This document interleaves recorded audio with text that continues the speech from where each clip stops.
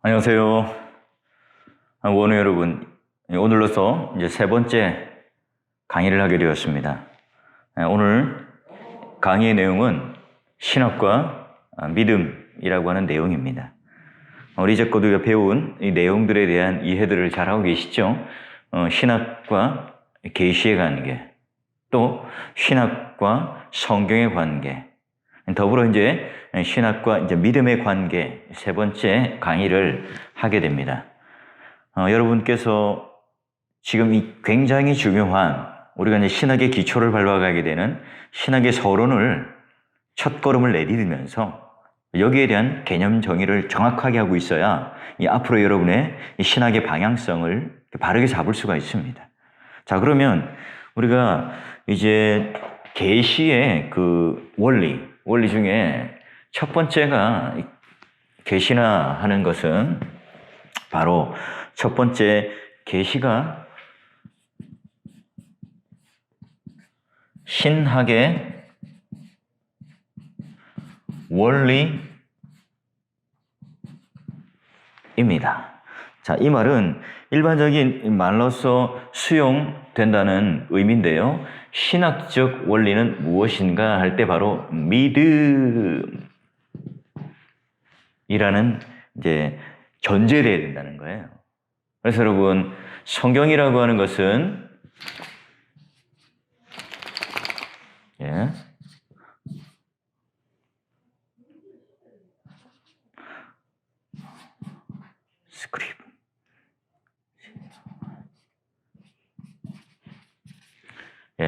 성경이라고 하는 것은 이게 솔라 스크립타, 오늘날 오직 성경으로라고 하는 것을 바로 이 믿음이 전제되는 것을 말합니다. 결국 신학을 한다는 것은 바로 이 믿음과 바로 불가분적인 관계 속에 있습니다. 그래서 우리는 이 성경이라고 하는 말씀, 성경이라고 하는 것은 바로 하나님 말씀인데 이것은 우리가 이 중립적인 또는 객관적인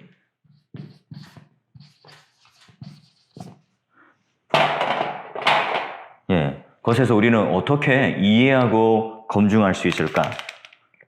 우리가 아무리 주해를 잘한다 할지라도 그 주해가 이 성경의 하나님 말씀에 어떻게 하면 그러면 이렇게 객관적이고 중립적이다고 말할 수 있을까?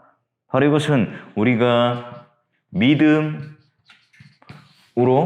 수용할 수밖에 없다 하는 것을 또한 전제를 하는 겁니다. 자, 그러면 이게 과연 무슨 말인가? 그러면 성경이라고 하는 것은 바로 하나님께서 오늘 우리들에게 주신 말씀인데 그럼 이것을 이해하는 것은 무조건 믿음이라는 전제 혹은 마치 전제주의를 말하는 것은 아닌가 이렇게 우리는 이해할 수 있습니다. 근데 만약 우리가 이제 성경을 검증하기 위해서는 일단 유보를 해야 됩니다. 성경이라고 하는 것은 외부의 소위 말하면 권위, 영향력, 자, 이런 것들이 어떻게 외부로부터 최대한 멀리 벗어나는가? 이게 바로 이제 중립적이다, 객관적이다 말할 수 있는 거잖아요. 자, 그런데 이건요, 우리가 전제론적으로 불가능해요. 그 말의 의미는 뭐냐면 우리는 한순간도 창조물이라고 하는 것에서 벗어날 수 없어요. 게다가 오늘 하나님을 아는 지식이라고 하는 것을 어느 한순간에도 하나님의 그 영향력 아래서 우리는 벗어날 수 없죠. 하지만 이 세상은 어때요? 세상은 자율적인 존재다 하는 표현을 써요. 인간은 자율적인 존재다. 그래서 자신이 법이 되는 것은 자기 스스로가 결정하고 자기 기준이 된다는 것을 말해요. 이게 바로 이제 죄된 인간의 본성, 그리고 창조했을 때의 인간의 본성과의 갈등이고 충돌이에요.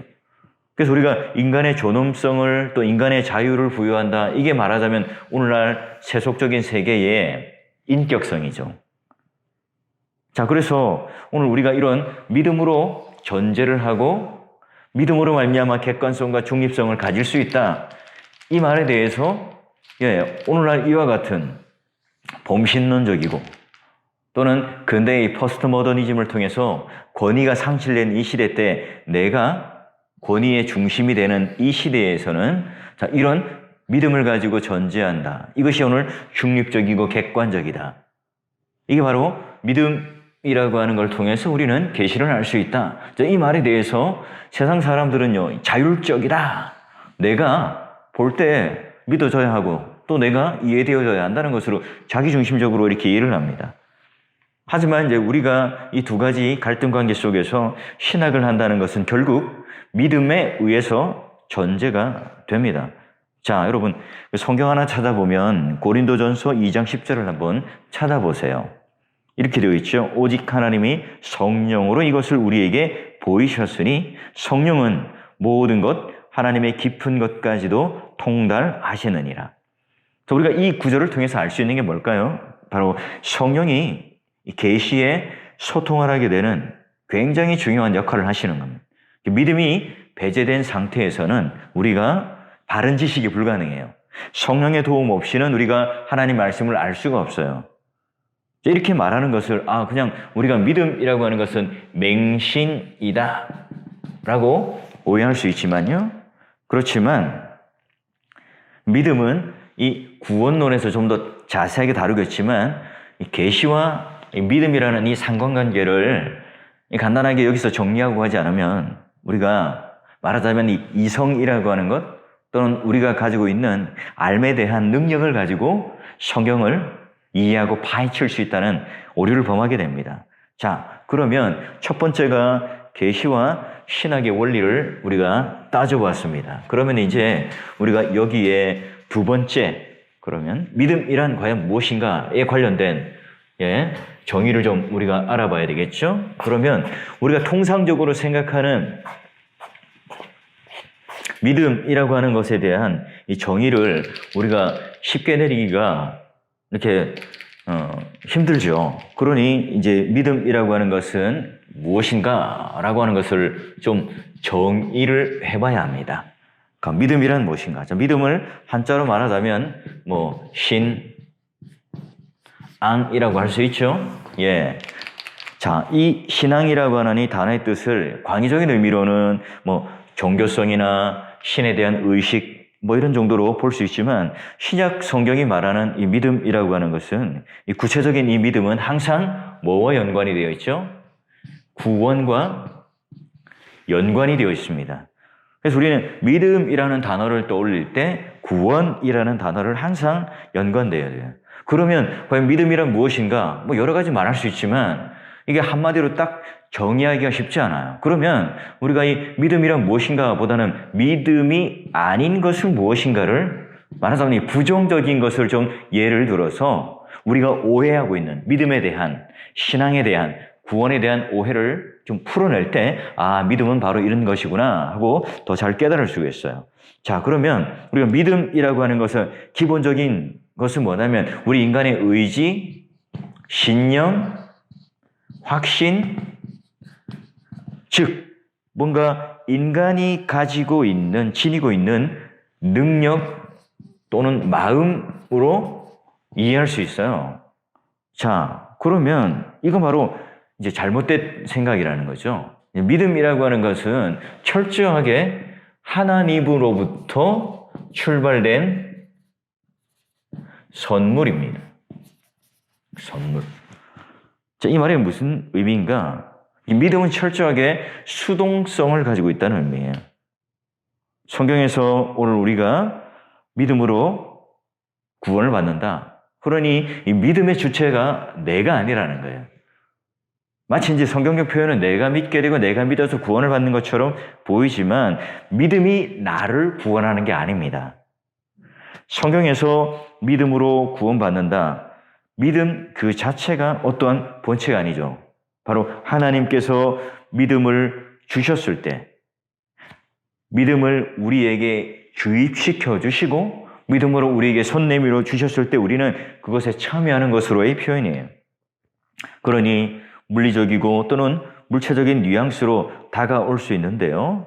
자, 그러니 이 믿음이라고 하는 것은요, 철저하게 수동성을 가지고 우리들에게 옵니다. 그래서 성령께서 내주하시고, 믿음이라고 하는 것은 바로 은혜로 말미암아 가능하다.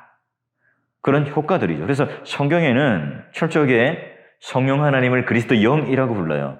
그리스도가 이루어 놓으신 모든 십자가와 부활의 그 은혜를 성령 하나님께서, 그 인격적인 하나님께서 오늘 우리 안에 계심으로 그 얻어내는 결과들에 대해서 인을 치는, 결과를 봉인하는 그 결과적인 효과가 바로 구원이라는 거죠. 그래서 여러분, 이 구원의 모든 효과를 다 뭐라고 하냐? 은혜라고 하는 거예요. 삼위 하나님께서 구원에 대한 계획을 하시는 성부 하나님, 그 구원의 계획을 십자가 가운데 성취하시는 성자 하나님, 그리고 그 구원에 대한 완성과 더불어 그 구원이 실제적으로 우리에게 적용될 수 있게 하시는 성령 하나님, 그 삼위 하나님의 그 모든 이 결과적인 이 응축된 걸 하나의 표현으로 선물 또는 은혜라고 하는 표현을 쓰게 됩니다.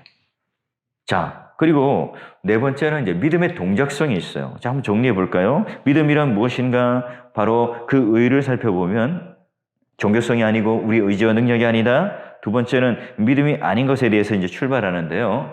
첫 번째는 믿음이라고 하는 것은 바로 하나님의 선물이고, 믿음이라고 하는 것은 수동성을 가질 수밖에 없는 것이고요. 그 다음에 세 번째, 믿음의 동작성이라는 것을 표현할 수 있어요.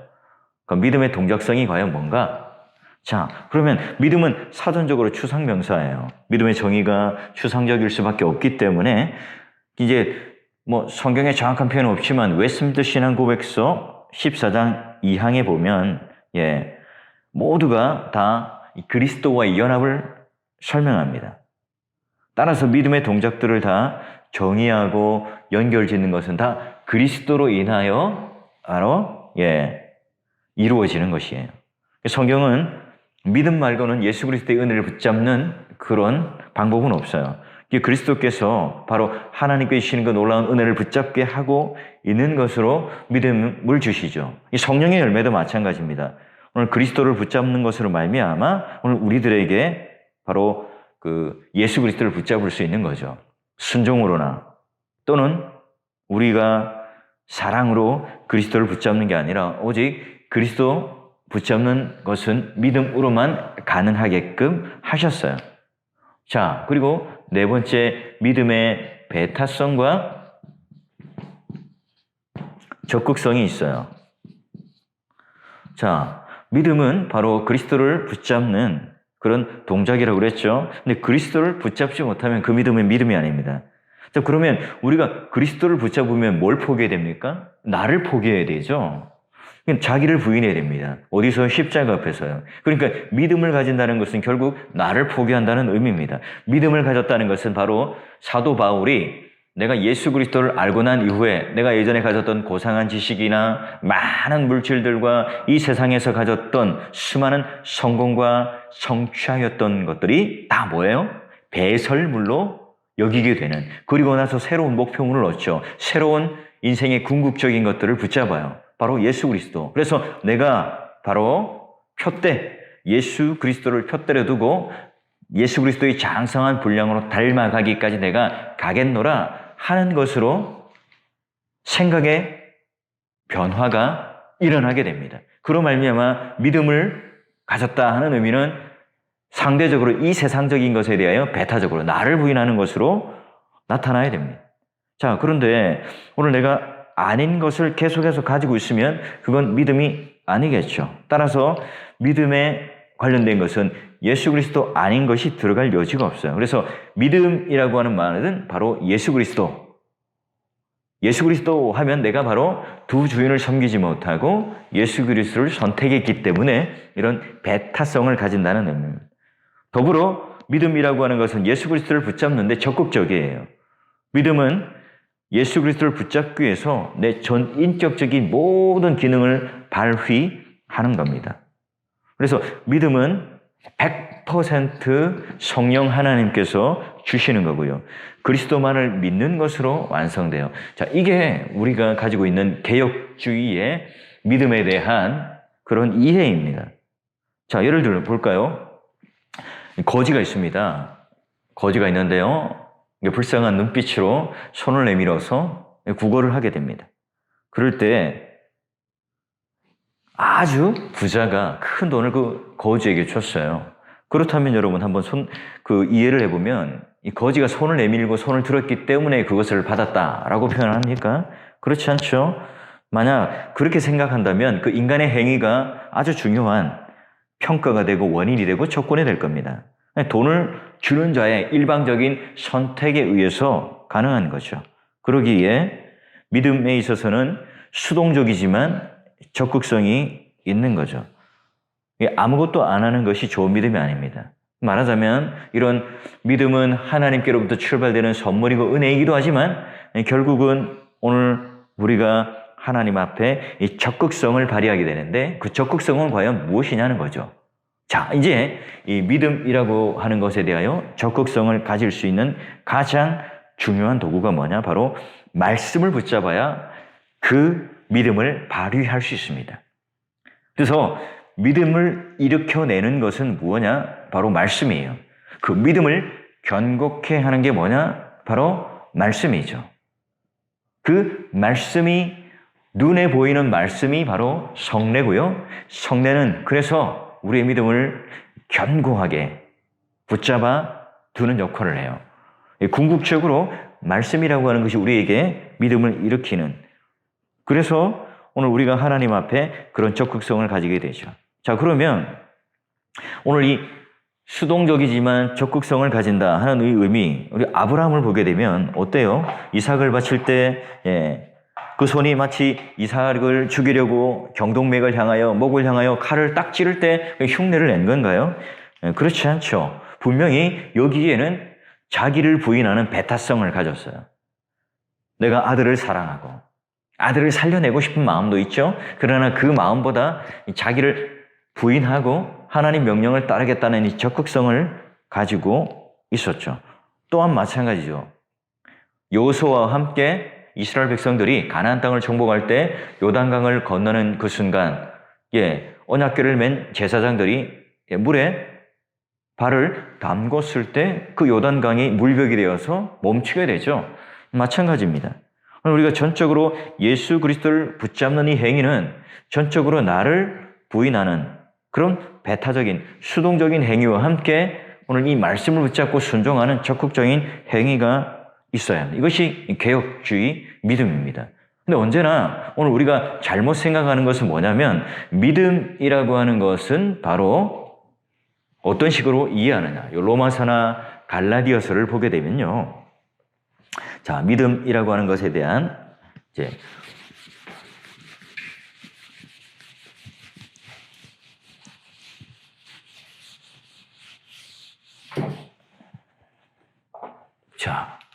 믿음.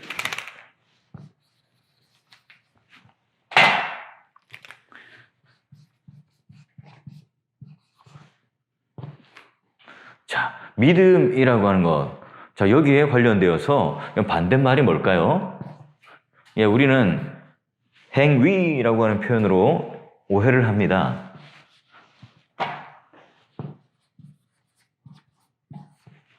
그러나 정작 여러분 아까 보았듯이 믿음이라고 하는 것은 수동성, 배타적 또는 적극적이라는 말이 들어가죠.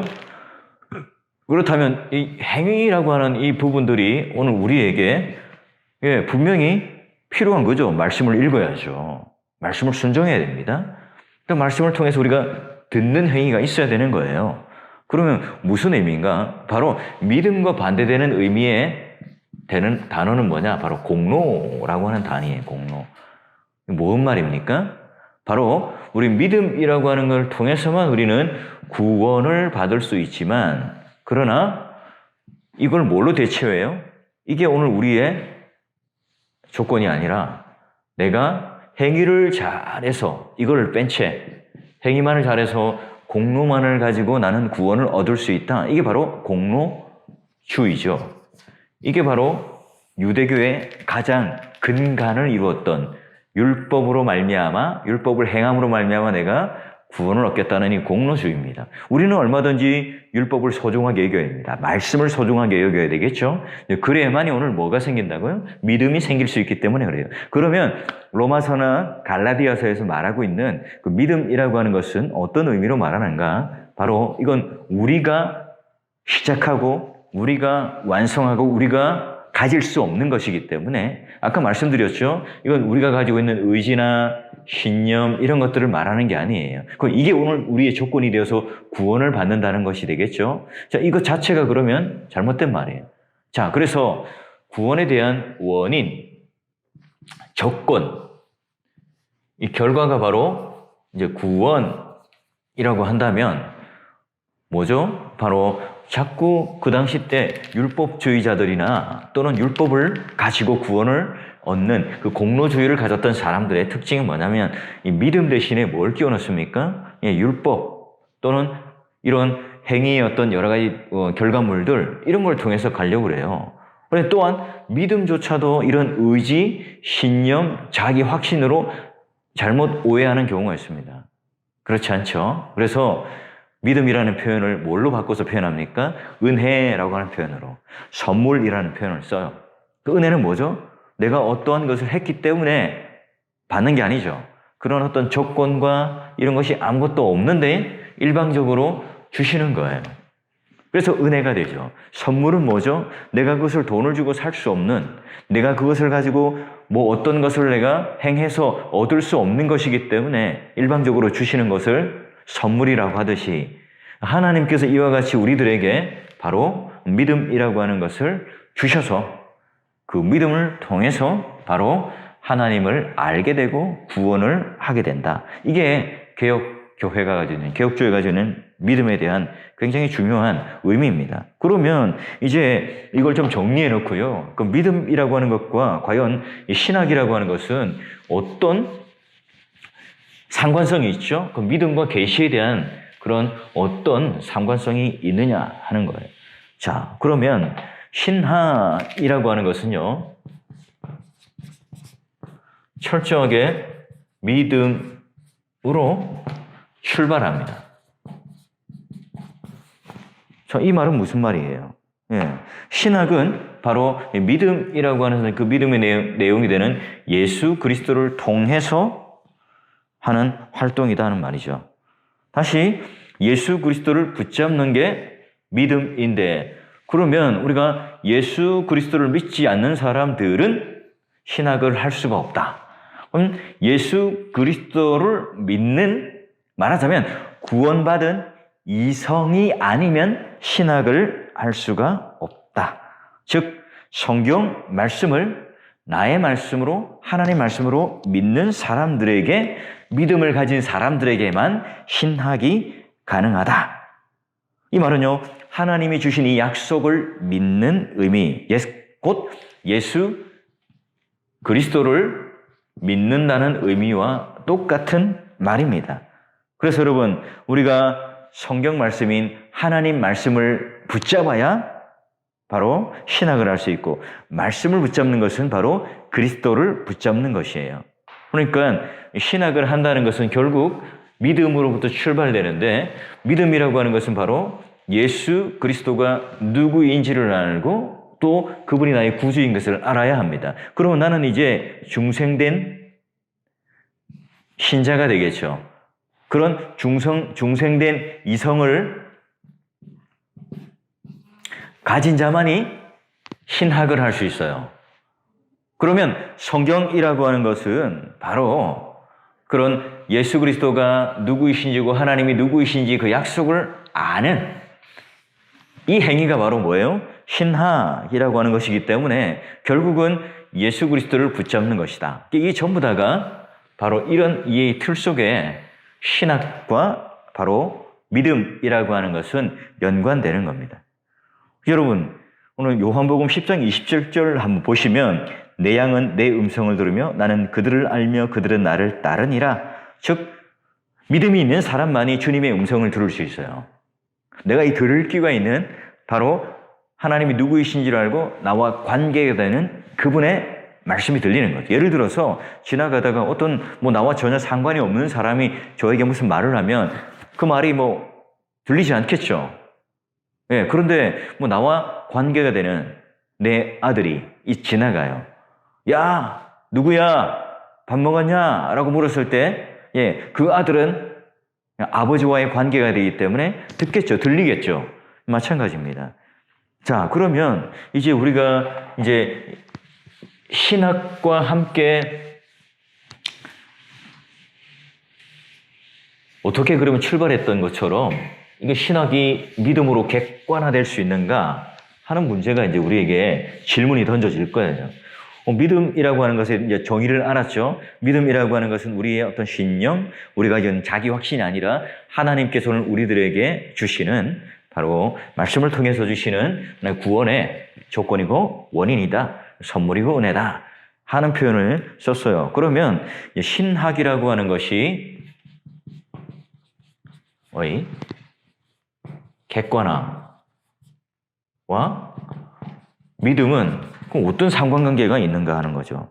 자, 여러분, 성경이 창세기 1장을 보면 하나님께서 말씀으로 천지를 창조하셨다라고 해요. 성경은 그런데 창조의 세계를 열어가면서 하나님께서 창조하신 것을 말씀하실 때 우리를 설득하지 않죠. 기승전결로 해서 변증법적으로 어떻게 만들어냈고 어떻게 구성했고 어떻게 내가 이렇게 계획과 설계에서 만들었다 이렇게 말하지 않습니다. 그냥 일방적으로 첫째 날에, 둘째 날에, 셋째 날에, 여섯째 날에, 마지막 날에 쉬었고 여섯째 날에 인간을 창조했다. 선포를 해요. 일방적으로 선포하죠. 예, 여러분 이것이 그러면 객관적으로 바라보기 위해서는 이게 거부하는 것이 객관적인 거예요? 아니면 이를 믿는 것이 객관적일까요? 여러분 한번 따져보면 하나님이 천지를 창조하셨다는 이 사실이 여러분 진짜 사실이고 팩트고 또한 그게 있는 일이라면 그걸 믿는 게 객관적이죠. 따라서 여러분 우리가 바로 믿어야 객관이 성립이 될 수 있어요. 그러게 여러분 일부러 하나님께서는 창세기를 열어가면서 오늘 우리들을 설득하는 이야기를 하는 것이 아니라 선포하세요. 왜요? 그건 팩트고 사실이기 때문에 객관적인 사실이기 때문에 하나님께서 천지를 말씀으로 창조하셨다. 이걸 선포할 때 오늘 우리들에게 바로 그 믿음이 생긴다면 객관적인 것을 믿는 것이죠. 자, 그러면 우리가 우리 믿음을 배제해야만이 객관화가 될 수 있다라고 우리는 생각해 왔어요. 그러나 여러분 믿음을 배제하고 나서는 절대로 우리는 객관화가 성립이 안 된대요. 우리가 바로 안 믿는다고 해서 하나님께서 천지를 창조하신 사실이 바뀝니까? 우리가 안 믿는다고 해서 내가 하나님 앞에 구원받았다는 사실이 바뀝니까? 내가 안 믿는다고 해서 하나님께서 이 모든 것을 섭리하시고 또 운행하시고 보존하고 통치하시는 그 모든 하나님의 사역이 중단됩니까? 없어지는 겁니까? 그렇지 않죠. 여러분, 바로 이와 같이 우리가 믿든 안 믿든 우리가 동의하든 동의하지 않든 우리가 그것을 이해하든 이해하지 않든 그건 객관적이 있는 사실이니까 그건 뭐예요? 바로 모든 것들은 다 객관화되어 있는 것들이고요. 그걸 내가 동의하느냐 동의하지 않느냐는 문제예요. 결국은 뭡니까? 이 세상에 눈에 보이지 않는 공기 난 못 믿겠어. 못 믿는다 하면 그거는 그 자체가 본인이 가지고 있는 기준으로 동의했지만 그건 객관적인 건 아니죠. 그 있는 사실을 부인하기 때문에 그래요. 우리는 이런 믿음, 하나님께서 말씀하셨고 그 있는 사실에 대하여 우리가 믿지 않으면 그 믿음을 배제한 채 어떠한 것도 우리는 객관화시킬 수 없어요. 그래서 우리가 이 믿음을 배제한 채 성경을 주회하거나 말씀을 전하거나 또는 해석하는 행위는 반역이죠. 반역. 그 말의 의미는 뭐냐? 바로 우리가 이 중립적인 주회를 가질 수가 없어요. 결국은 중립이라고 하는 것은 하나님을 거역하고 내가 이 모든 것을 객관하고 내가 판단하고 규정하는 주인이 된다는 사실이죠. 그렇지 않잖아요? 예, 그럼 믿음으로 하지 않는 신학은 바로 믿음으로 하지 않는 신학, 믿음이라고 하는 이 객관의 눈으로 하지 않는 신학은 다 뭐죠? 우상을 만드는 겁니다. 신학이라고 하는 것은 다시 한번 정의할까요? 하나님에 대한 이야기를 하는 거예요. 그렇다면 하나님을 어떻게 알아서 말할 수 있죠?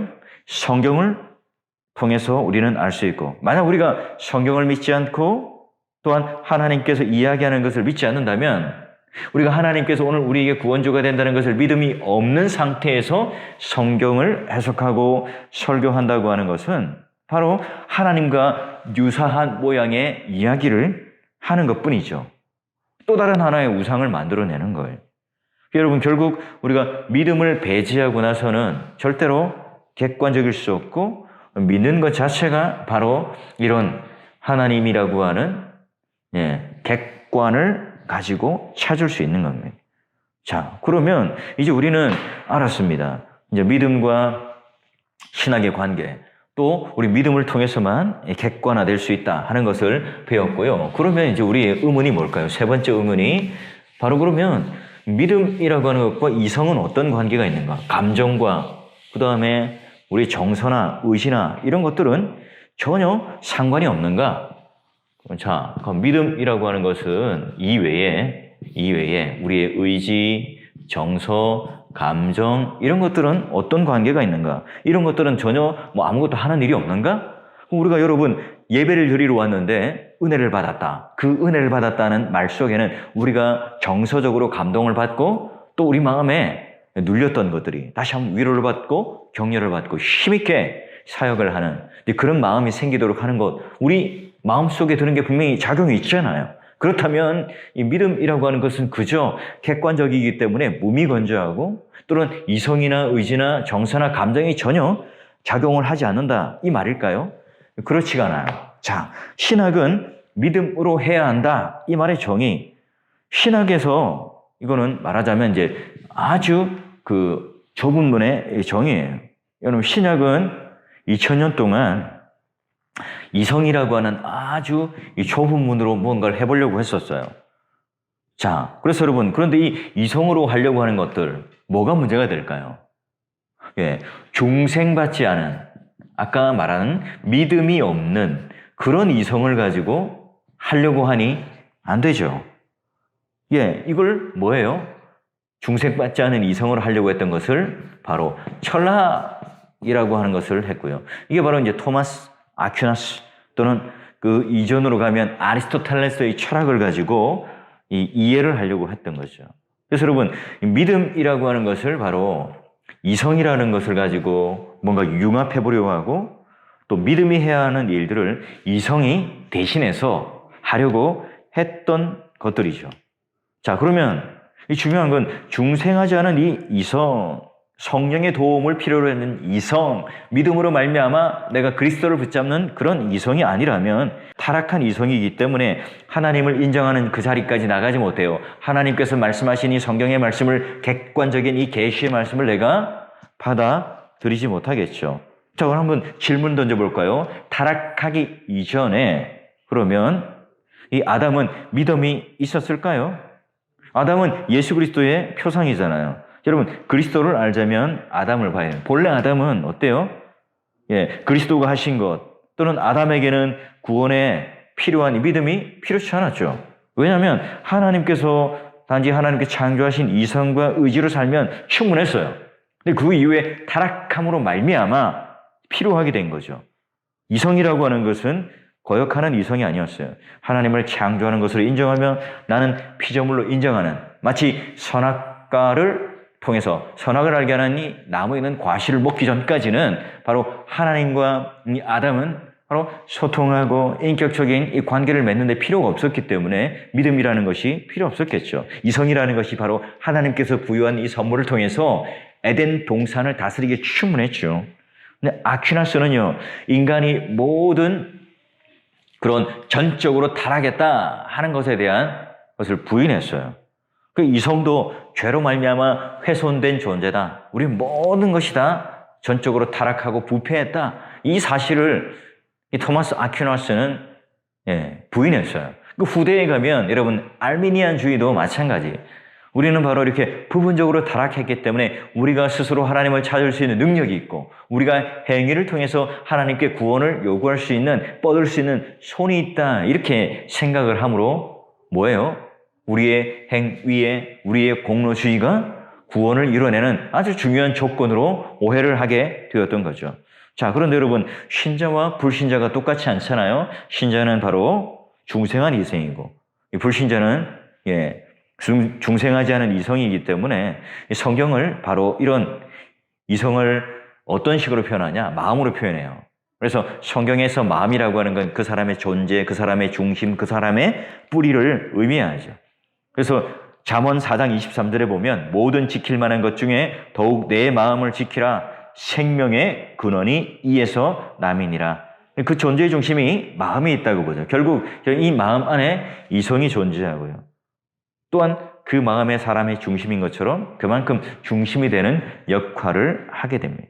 자, 그렇다면 믿음으로 하느냐, 불신앙으로 하느냐, 이성이 과연 믿음을 전제로 하고 있느냐, 아니면 이성은 믿음이 아닌 그냥 단지 진짜 타락한 이성을 가지고 전제를 하느냐, 이게 오늘 우리가 아주 중요한 이 접촉점이 되는데요. 그럼 이제 이걸 뭘로 알 수 있느냐? 여러분, 설교나 전도를 통해서 이 관계를 알 수가 있습니다. 자, 여러분, 우리가 한번 생각해 볼까요? 설교라고 하는 것은요, 우리가 이제껏 어떻게 생각했습니까? 전도, 설교. 자, 그러면 이제 우리가 믿음, 신학 이 관계를 최종적으로 이제 실천적인 적용 안에서 보는 겁니다. 우리가 이제 성경을 어떻게 대하고 우리가 어떻게 믿음을 가지는가? 자, 이걸 이제 외적으로 이제 실천적인 적용의 현장 속에 이제 바라볼 때에 이제 전도 또는 설교와 함께 어떤 이런 접촉점을 가지는가 하는 것을 살펴보면서 정리할 수 있어요. 자, 그러면 전도라고 하는 건 뭘까요? 오늘 우리가 가지고 있는 한국 교회의 복음주의 성향의 전도는 뭡니까? 전도는 하나의 테크닉이죠. 기술이에요. 그래서 무슨 고구마 전도, 진돗개 전도, 부침개 전도, 이 전도의 어떤 방법론들을 가지고 우리는 전도라고 생각을 합니다. 근데 여러분, 신약 성경에 말하고 있는 캐리그마, 또 사도행전이나 수많은 서신서에 나오는 이 전도라고 하는 이 단어는 설교예요. 프리칭이에요. 프리칭.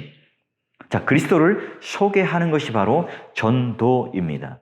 그런데 이 전도를 할 때 불신자가 가지고 있는 이 믿음을 갖고 또한 우리가 이 하나님께서 오늘 이 예정과의 관련 속에서 어떤 관계 속에서 그러면 우리가 전하고 믿는가? 우리는 똑같이 사도들과 같은 방법으로 전도를 해야 합니다. 여러분, 내가 전도를 했을 때 이 사람은 예정론에 하나님께서 택하신 백성이다, 아니면 유기한 백성이다, 이걸 우리가 선택할 수 있나요? 우리가 이해하고 알 수 있나요? 우리가 깨달을 수 있나요? 우리가 그 사람이 과연 구원받은 존재이냐 아니냐 알 수 있나요? 모르죠. 모르니까 우리는 바로 예정론을 믿는, 하나님께서 선택하신 백성이냐 아니냐는 오로지 하나님 편에 달려있기 때문에 우리는 이 사람이 구원받을 자냐 구원받지 않을 자냐에 대한 구분을 우리가 해서 하는 게 아니에요.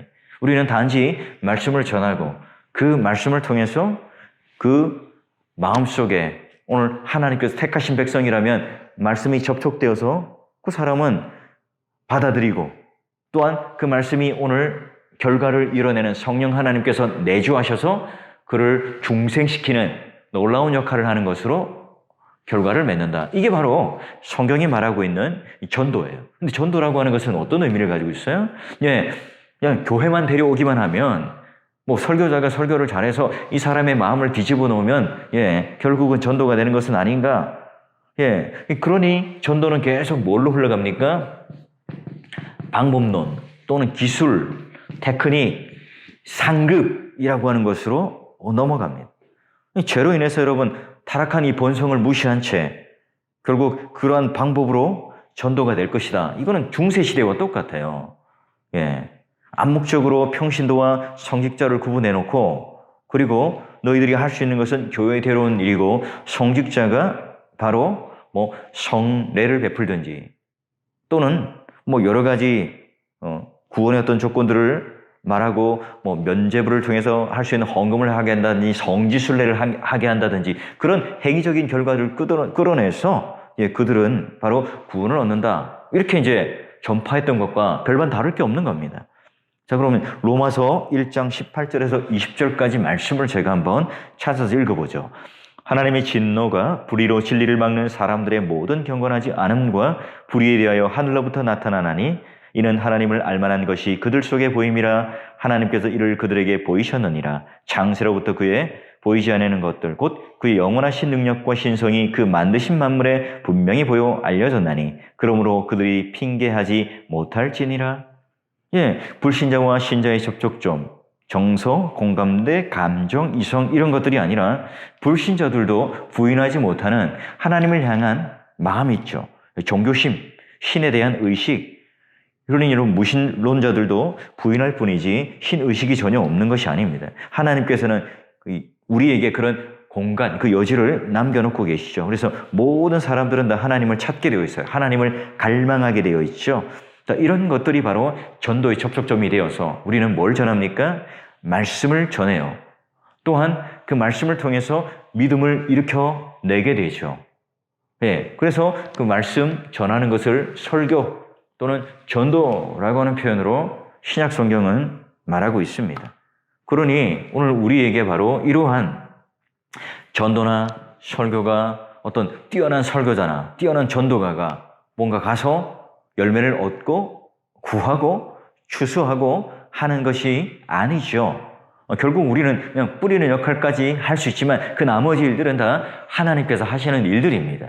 그러니 여러분 오늘 내가 몇 명 교회에 데려왔느냐, 몇 명 내가 교회에 등록시켰는가, 이걸 가지고 우리가 상급을 주고 또는 평가를 하고 거기 박수를 쳐줬다 하는 것은 바로 이 전도라고 하는 것을 뭘로 오해합니까?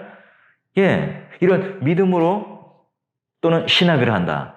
믿음으로 오늘 우리에게 하나님께서 구원을 얻는다. 그 믿음이라고 하는 것은 예수 그리스도를 아는 것이고 예수 그리스도를 아는 것은 바로 말씀에 있는 신학이라고 하는 것, 하나님을 아는 것, 성부, 성자, 성령 하나님께서 오늘 우리들에게 어떤 구원의 드라마틱한 역사를 이뤄나가는가, 이거를 모른 채 이 교회 안에 그냥 들어오는 것 자체를 바로 잘못된 구원이라고 하는 것으로 오해하게 된 거죠.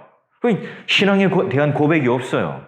내가 아까 말한 것처럼 믿음에 대한 배타성처럼 내가 나를 부인하는, 내가 십자가 앞에서 내 욕심을 죽이고 나를 부인하는, 여러분 이런 것들이 없는, 체험되고 경험되어진 것이 없이 바로 내가 이 교회 안에서 뭔가 어떤 존재가 된 것처럼 사회에 가지고 있던 여러 가지 지식과 지위가 똑같이 교회 안에 들어와서 그게 오늘 교회 안에 어떤 하나의 직분 또는 섬기는 하나의 위치, 능력이 되는 평가가 되고 있는 거예요.